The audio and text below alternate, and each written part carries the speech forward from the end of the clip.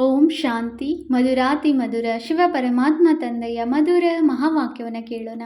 ಇಂದಿನ ಮುರಳಿಯ ದಿನಾಂಕವಾಗಿದೆ 6/1/2026. ಪ್ರಾತಃ ಮುರಳಿ ಬಾಪ್ದಾದ ಮಧುಬನ್.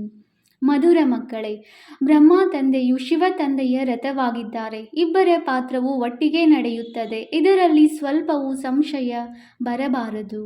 ಪ್ರಶ್ನೆಯಾಗಿದೆ, ಮನುಷ್ಯರು ದುಃಖಗಳಿಂದ ಮುಕ್ತರಾಗಲು ಯಾವ ಯುಕ್ತಿಯನ್ನು ರಚಿಸುತ್ತಾರೆ? ಅದಕ್ಕೆ ಮಹಾಪಾಪವೆಂದು ಹೇಳಲಾಗುತ್ತದೆ. ಉತ್ತರ: ಮನುಷ್ಯರು ಯಾವಾಗ ದುಃಖಿಯಾಗುವರೋ ಆಗ ಸ್ವಯಂವನ್ನು ಸಮಾಪ್ತಿ ಮಾಡಿಕೊಳ್ಳಲು ಅನೇಕ ಉಪಾಯಗಳನ್ನು ರಚಿಸುತ್ತಾರೆ. ಜೀವಘಾತ ಮಾಡಿಕೊಳ್ಳಲು ಯೋಚಿಸುತ್ತಾರೆ. ಇದರಿಂದ ನಾವು ದುಃಖಗಳಿಂದ ಮುಕ್ತರಾಗಿ ಬಿಡುತ್ತೇವೆಂದು ತಿಳಿಯುತ್ತಾರೆ. ಆದರೆ ಇದರಂತಹ ಮಹಾಪಾಪ ಮತ್ಯಾವುದೂ ಇಲ್ಲ. ಅವರು ಇನ್ನೂ ದುಃಖಗಳಲ್ಲಿ ಸಿಕ್ಕಿ ಹಾಕಿಕೊಳ್ಳುತ್ತಾರೆ. ಇದು ಅಪಾರ ದುಃಖದ ಪ್ರಪಂಚವಾಗಿದೆ. ಓಂ ಶಾಂತಿ. ಮಕ್ಕಳೊಂದಿಗೆ ತಂದೆಯು ಕೇಳುತ್ತಾರೆ, ಅರ್ಥಾತ್ ಆತ್ಮನೊಂದಿಗೆ ಪರಮಾತ್ಮನು ಕೇಳುತ್ತಾರೆ. ಇದಂತೂ ನಿಮಗೆ ತಿಳಿದಿದೆ. ನಾವು ಪರಮಪಿತ ಪರಮಾತ್ಮನ ಸನ್ಮುಖದಲ್ಲಿ ಕುಳಿತಿದ್ದೇವೆ. ಅವರಿಗೆ ತಮ್ಮ ರಥವಂತೂ ಇಲ್ಲ. ಇದಂತೂ ನಿಶ್ಚಯವಿದೆಯಲ್ಲವೇ? ಈ ಭ್ರುಕುಟಿಯ ಮಧ್ಯದಲ್ಲಿ ತಂದೆಯ ನಿವಾಸ ಸ್ಥಾನವಾಗಿದೆ. ಸ್ವಯಂ ತಂದೆಯೇ ಹೇಳುತ್ತಾರೆ, ಇವರ ಭ್ರುಕುಟಿಯ ಮಧ್ಯದಲ್ಲಿ ಕುಳಿತುಕೊಳ್ಳುತ್ತೇನೆ. ಈ ಶರೀರವನ್ನು ಆಧಾರವಾಗಿ ತೆಗೆದುಕೊಳ್ಳುತ್ತೇನೆ. ಆತ್ಮವು ಭ್ರುಕುಟಿಯ ಮಧ್ಯದಲ್ಲಿದೆ ಅಂದಾಗ ತಂದೆಯು ಅಲ್ಲಿಯೇ ಕುಳಿತುಕೊಳ್ಳುತ್ತಾರೆ. ಬ್ರಹ್ಮನಿದ್ದರೆ ಶಿವ ತಂದೆಯೇ ಇರುತ್ತಾರೆ. ಬ್ರಹ್ಮರವರಿಲ್ಲವೆಂದರೆ ಶಿವ ತಂದೆಯು ಹೇಗೆ ಮಾತನಾಡುವರು? ಶಿವ ತಂದೆಯನ್ನು ಮೇಲೆ ಸದಾ ನೆನಪು ಮಾಡುತ್ತಾ ಬಂದಿರಿ. ಈಗ ನೀವು ಮಕ್ಕಳಿಗೆ ತಿಳಿದಿದೆ, ನಾವು ತಂದೆಯ ಬಳಿ ಇಲ್ಲಿ ಕುಳಿತಿದ್ದೇವೆ. ಶಿವ ತಂದೆಯು ಮೇಲಿದ್ದಾರೆ ಎಂದಲ್ಲ, ಅವರ ಪ್ರತಿಮೆಯನ್ನು ಇಲ್ಲಿ ಪೂಜಿಸಲಾಗುತ್ತದೆ. ಇವು ಬಹಳ ತಿಳಿದುಕೊಳ್ಳುವ ಮಾತುಗಳಾಗಿವೆ. ನಿಮಗೆ ಗೊತ್ತಿದೆ, ತಂದೆಯು ಜ್ಞಾನಸಾಗರನಾಗಿದ್ದಾರೆ. ಜ್ಞಾನವನ್ನು ಎಲ್ಲಿಂದ ತಿಳಿಸುತ್ತಾರೆ? ಮೇಲಿಂದ ತಿಳಿಸುವರೆ? ತಂದೆಯು ಕೆಳಗೆ ಬಂದಿದ್ದಾರೆ. ಬ್ರಹ್ಮರವರ ತನುವಿನಿಂದ ತಿಳಿಸುತ್ತಾರೆ. ನಾವು ಬ್ರಹ್ಮನನ್ನು ಒಪ್ಪುವುದಿಲ್ಲವೆಂದು ಕೆಲವರು ಹೇಳುತ್ತಾರೆ. ಆದರೆ ಶಿವ ತಂದೆಯು ಬ್ರಹ್ಮರವರ ತನುವಿನ ಮೂಲಕವೇ ಹೇಳುತ್ತಾರೆ, ನನ್ನನ್ನು ನೆನಪು ಮಾಡಿ ಎಂದು. ಇದು ತಿಳುವಳಿಕೆಯ ಮಾತಲ್ಲವೇ? ಆದರೆ ಮಾಯೆಯು ಬಹಳ ಶಕ್ತಿಶಾಲಿಯಾಗಿದೆ. ಒಮ್ಮೆಲೆ ಮುಖವನ್ನು ಹಿಂತಿರುಗಿಸಿ ಬಿಡುತ್ತದೆ. ಶಿವ ತಂದೆಯು ಈಗ ನಿಮ್ಮ ತಲೆಯನ್ನು ಮುಂದಕ್ಕೆ ತಿರುಗಿಸಿದ್ದಾರೆ. ಸನ್ಮುಖದಲ್ಲಿ ಕುಳಿತಿದ್ದೀರಿ. ಆದರೂ ಸಹ ಈ ಬ್ರಹ್ಮರವರಂತೂ ಏನೂ ಇಲ್ಲ ಎಂದು ಯಾರು ತಿಳಿದುಕೊಳ್ಳುವರೋ ಅವರ ಗತಿ ಏನಾಗುವುದು? ಅಂಥವರು ದುರ್ಗತಿಯನ್ನು ಹೊಂದುತ್ತಾರೆ. ಅವರಲ್ಲಿ ಸ್ವಲ್ಪವೂ ಜ್ಞಾನವಿಲ್ಲ. ಓ ಗಾಡ್ ಫಾದರ್ ಎಂದು ಮನುಷ್ಯರು ಕರೆಯುತ್ತಾರೆ. ಅಂದ ಮೇಲೆ ಆ ಗಾಡ್ ಫಾದರ್ ಹೇಳಿಸಿಕೊಳ್ಳುತ್ತಾರೆಯೇ? ಮುಕ್ತಿದಾತನೇ ಬನ್ನಿ ಎಂದು ಅವರಿಗೆ ಹೇಳುತ್ತಾರೆ. ಅಂದ ಮೇಲೆ ಅವರು ಅಲ್ಲಿ ಕುಳಿತೇ ಮುಕ್ತಗೊಳಿಸುತ್ತಾರೆಯೇ? ಕಲ್ಪ ಕಲ್ಪವು ಪುರುಷೋತ್ತಮ ಸಂಗಮ ಯುಗದಲ್ಲಿಯೇ ತಂದೆಯು ಬರುತ್ತಾರೆ ಅಂದಾಗ ಅವರು ಯಾರಲ್ಲಿ ಬರುವರು? ಅವರನ್ನೇ ಒಂದು ವೇಳೆ ಹಾರಿಸಿಬಿಟ್ಟರೆ ಅಂಥವರಿಗೆ ಏನು ಹೇಳುವುದು? ನಂಬರ್ 1 ತಮೋಪ್ರಧಾನರು. ನಿಶ್ಚಯವಿದ್ದರೂ ಸಹ ಮಾಯೆಯು ಒಮ್ಮೆಲೆ ಮುಖವನ್ನು ತಿರುಗಿಸಿ ಬಿಡುತ್ತದೆ. ಅದರಲ್ಲಿ ಎಷ್ಟು ಬಲವಿದೆ ಎಂದರೆ ಒಮ್ಮೆಲೆ ಕನಿಷ್ಠರನ್ನಾಗಿ ಮಾಡಿಬಿಡುತ್ತದೆ. ಇಂಥವರು ಕೆಲವು ಸೇವಾ ಕೇಂದ್ರಗಳಿಗೆ ಬರುತ್ತಾರೆ. ಆದ್ದರಿಂದ ತಂದೆಯು ತಿಳಿಸುತ್ತಾರೆ, ಎಚ್ಚರಿಕೆಯಿಂದಿರಿ. ಬಲೆ, ಯಾರಿಗಾದರೂ ಕೇಳಿರುವ ಮಾತನ್ನು ತಿಳಿಸಲೂಬಹುದು. ಆದರೆ ಅವರು ಹೇಗೆ ಪಂಡಿತರಂತೆ ಆಗಿಬಿಡುತ್ತಾರೆ? ಹೇಗೆ ತಂದೆಯು ಪಂಡಿತನ ಕಥೆಯನ್ನು ತಿಳಿಸುತ್ತಾರಲ್ಲವೇ? ರಾಮ ರಾಮ ಎಂದು ಹೇಳಿದರೆ ಸಾಗರವನ್ನು ಪಾರಾಗಿ ಬಿಡುತ್ತೀರಿ ಎಂದು ಪಂಡಿತನು ಹೇಳಿದನು. ಇದೂ ಸಹ ಒಂದು ಕತೆ ಮಾಡಲ್ಪಟ್ಟಿದೆ. ಈ ಸಮಯದಲ್ಲಿ ನೀವು ತಂದೆಯ ನೆನಪಿನಿಂದ ವಿಷಯ ಸಾಗರದಿಂದ ಕ್ಷೀರ ಸಾಗರದೆಡೆಗೆ ಹೋಗುತ್ತೀರಲ್ಲವೇ? ಅವರು ಭಕ್ತಿ ಮಾರ್ಗದಲ್ಲಿ ಅನೇಕ ಕಥೆಗಳನ್ನು ಬರೆದಿಟ್ಟಿದ್ದಾರೆ. ಈ ರೀತಿಯ ಮಾತುಗಳಂತೂ ಇಲ್ಲ. ಕೇವಲ ಇದೊಂದು ಕಥೆಯು ಬರೆಯಲ್ಪಟ್ಟಿದೆ. ಪಂಡಿತನು ಬೇರೆಯವರಿಗೆ ಹೇಳುತ್ತಿದ್ದನು, ತಾನು ಮಾತ್ರ ಸಿಕ್ಕಿ ಹಾಕಿಕೊಂಡನು. ಹಾಗೆಯೇ ಒಂದು ವೇಳೆ ತಾನು ವಿಕಾರದಲ್ಲಿ ಹೋಗುತ್ತಾ ಇರುವುದು ಮತ್ತು ಅನ್ಯರಿಗೆ ನಿರ್ವಿಕಾರಿಗಳಾಗಿ ಎಂದು ಹೇಳಿದರೆ ಅದರ ಪ್ರಭಾವ ಬೀರುವುದೇ? ಇಂತಹ ಬ್ರಹ್ಮಕುಮಾರ ಕುಮಾರಿಯರು ಇದ್ದಾರೆ. ತನಗೆ ನಿಶ್ಚಯವಿಲ್ಲ, ಅನ್ಯರಿಗೆ ತಿಳಿಸುತ್ತಿರುತ್ತಾರೆ. ಆದ್ದರಿಂದ ಕೆಲವೊಂದೆಡೆ ಹೇಳುವವರಿಗಿಂತಲೂ ಕೇಳುವವರು ಮುಂದೆ ಹೊರಟು ಹೋಗುತ್ತಾರೆ. ಯಾರು ಅನೇಕರ ಸೇವೆ ಮಾಡುವರೋ ಅವರು ಖಂಡಿತ ಪ್ರಿಯರೆನಿಸುತ್ತಾರಲ್ಲವೇ? ಸುಳ್ಳು ಪಂಡಿತರಾಗಿ ಬಿಟ್ಟರೆ ಅವರನ್ನು ಯಾರು ಪ್ರೀತಿ ಮಾಡುತ್ತಾರೆ? ಮತ್ತೆ ಯಾರು ಪ್ರತ್ಯಕ್ಷದಲ್ಲಿ ನೆನಪು ಮಾಡುವರು ಅವರ ಕಡೆ ಪ್ರೀತಿ ಇರುವುದು. ಒಳ್ಳೊಳ್ಳೆಯ ಮಹಾರಥಿಗಳನ್ನು ಸಹ ಮಾಯೆಯು ನುಂಗಿಬಿಡುತ್ತದೆ. ಅನೇಕರು ಹೀಗೆ ಹೊರಟು ಹೊರಟು ಹೋದರು. ತಂದೆಯು ತಿಳಿಸುತ್ತಾರೆ, ಇನ್ನೂ ಕರ್ಮಾತೀತ ಸ್ಥಿತಿಯಾಗಿಲ್ಲ. ಒಂದು ಕಡೆ ಯುದ್ಧವಾಗುವುದು, ಇನ್ನೊಂದು ಕಡೆ ಕರ್ಮಾತೀತ ಸ್ಥಿತಿಯಾಗುವುದು. ಪೂರ್ಣ ಸಂಬಂಧವಿದೆ. ಮತ್ತೆ ಯುದ್ಧವು ಮುಕ್ತಾಯವಾಗಿ ಬಿಟ್ಟರೆ ನೀವು ಇಲ್ಲಿಂದ ವರ್ಗಾವಣೆಯಾಗುತ್ತೀರಿ. ಮೊದಲು ರುದ್ರಮಾಲೆಯಾಗುತ್ತದೆ. ಈ ಮಾತುಗಳನ್ನು ಮತ್ಯಾರೂ ತಿಳಿದುಕೊಂಡಿಲ್ಲ. ನಿಮಗೆ ತಿಳಿದಿದೆ, ವಿನಾಶವು ಸನ್ಮುಖದಲ್ಲಿ ನಿಂತಿದೆ. ಈಗ ನೀವು ಇನ್ನೂ ಕಡಿಮೆ ಅಂದಾಜಿನಲ್ಲಿದ್ದೀರಿ. ಅವರು ಮೆಜಾರಿಟಿಯಲ್ಲಿದ್ದಾರೆ. ಅಂದಾಗ ನಿಮ್ಮ ಮಾತನ್ನು ಯಾರು ಪಾಲಿಸುವರು? ಯಾವಾಗ ನಿಮ್ಮದು ವೃದ್ಧಿಯಾಗುವುದೋ ಆಗ ನಿಮ್ಮ ಯೋಗಬಲದಿಂದ ಅನೇಕರು ಆಕರ್ಷಿತರಾಗಿ ಬರುತ್ತಾರೆ. ಎಷ್ಟು ನಿಮ್ಮಿಂದ ತುಕ್ಕು ಬಿಡುತ್ತಾ ಹೋಗುವುದೋ ಅಷ್ಟು ಬಲ ತುಂಬುತ್ತಾ ಹೋಗುವುದು. ತಂದೆಯು ಎಲ್ಲರ ಒಳಹೊಕ್ಕು ನೋಡುತ್ತಾರೆಂದಲ್ಲ, ಇಲ್ಲಿ ಬಂದು ಎಲ್ಲರನ್ನು ನೋಡುತ್ತಾರೆ. ಎಲ್ಲರ ಸ್ಥಿತಿಗಳನ್ನು ನೋಡಿದಾಗ ತಂದೆಗೆ ಅರ್ಥವಾಗುತ್ತದೆ.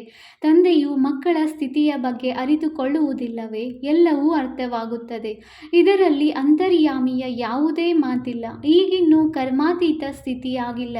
ಆಸೂರಿ ಮಾತುಕತೆ, ಚಲನೆ ಇತ್ಯಾದಿಗಳೆಲ್ಲವೂ ಪ್ರಸಿದ್ಧವಾಗಿ ಬಿಡುತ್ತವೆ. ನೀವಂತೂ ತಮ್ಮದನ್ನು ದೈವಿ ಚಲನೆಯನ್ನಾಗಿ ಮಾಡಿಕೊಳ್ಳಬೇಕಾಗಿದೆ.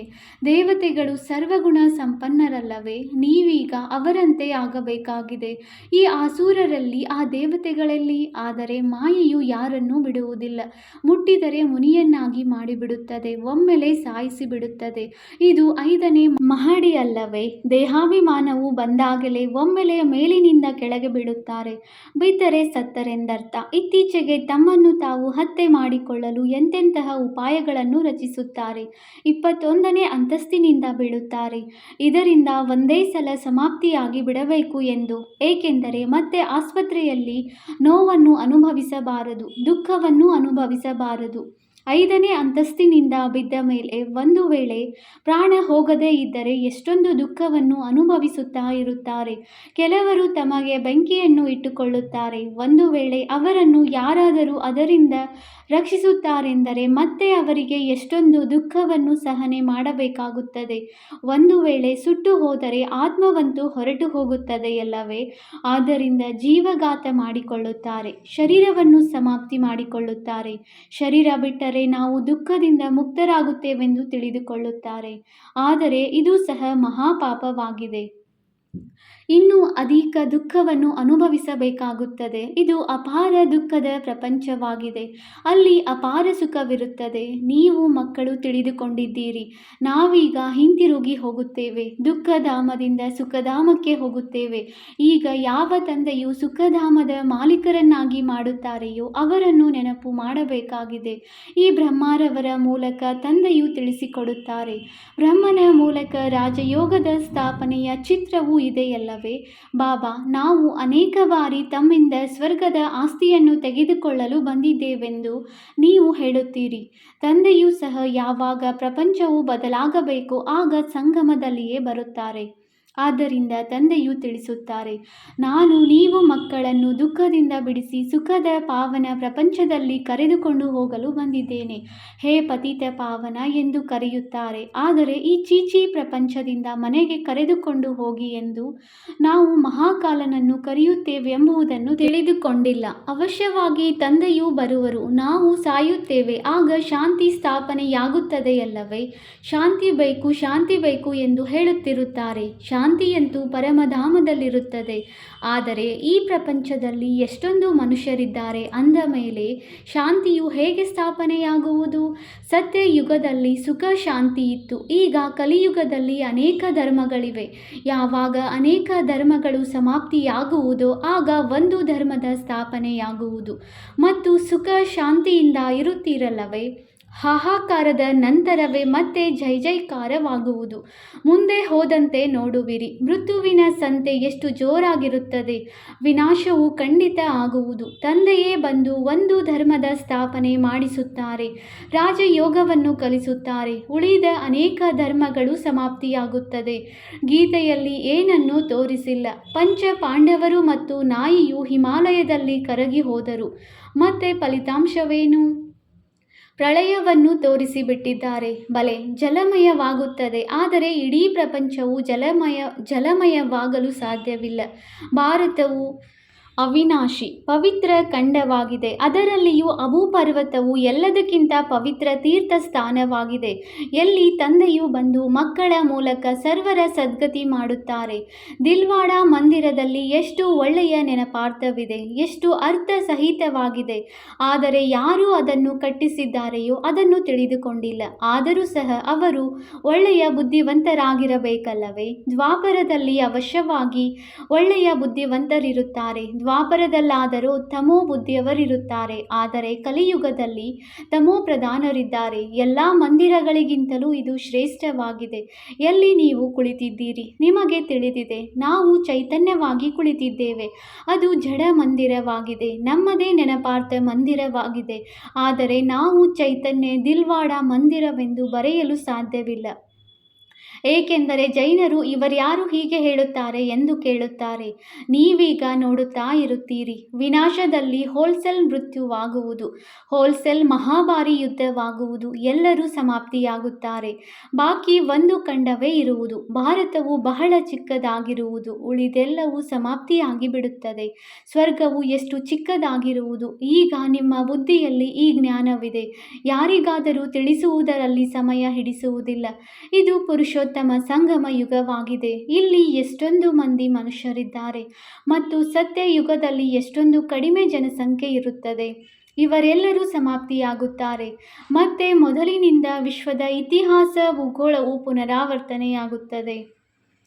ಅವಶ್ಯವಾಗಿ ಸ್ವರ್ಗದಿಂದ ಪುನರಾವರ್ತನೆ ಮಾಡುತ್ತೀರಿ. ನೀವು ಕೊನೆಯಲ್ಲಿ ಬರುವುದಿಲ್ಲ. ಈ ಡ್ರಾಮಾದ ಚಕ್ರವು ಅನಾದಿಯಾಗಿದೆ, ಸುತ್ತುತ್ತಾ ಇರುತ್ತದೆ. ಇತ್ತ ಕಡೆ ಕಲಿಯುಗ, ಅತ್ತ ಕಡೆ ಸತ್ಯಯುಗವಿದೆ. ನಾವು ಸಂಗಮ ಯುಗದಲ್ಲಿದ್ದೇವೆ. ತಂದೆಯು ಬರುತ್ತಾರೆ ಅಂದ ಮೇಲೆ ರಥವು ಅವಶ್ಯವಾಗಿ ಬೇಕಲ್ಲವೇ? ಈಗ ತಂದೆಯು ತಿಳಿಸುತ್ತಾರೆ, ನೀವು ಮನೆಗೆ ಹೋಗುತ್ತೀರಿ. ನೀವೇ ಲಕ್ಷ್ಮೀನಾರಾಯಣರಾಗಬೇಕಾಗಿದೆ. ಆದ್ದರಿಂದ ದೈವಿ ಗುಣಗಳನ್ನು ಧಾರಣೆ ಮಾಡಬೇಕು. ಮಾಯೆಯು ಹೀಗಿದೆ, ಒಮ್ಮೆಲೆ ಬೀಳಿಸಿಬಿಡುತ್ತದೆ. ಆಗ ಬಾಬಾ ನಾವು ಮುಖ ಕಪ್ಪು ಮಾಡಿಕೊಂಡೆವು ಎಂದು ಬರೆಯುತ್ತಾರೆ. ರಾಮರಾಜ್ಯ ಮತ್ತು ರಾವಣ ರಾಜ್ಯವೆಂದು ಯಾವುದಕ್ಕೆ ಹೇಳಲಾಗುತ್ತದೆ ಎಂಬುದನ್ನು ನೀವು ಮಕ್ಕಳಿಗೆ ತಿಳಿಸಲಾಗಿದೆ. ಪತಿತರಿಂದ ಪಾವನರು, ಮತ್ತೆ ಪಾವನರಿಂದ ಪತಿತರು ಹೇಗಾಗುತ್ತೀರಿ?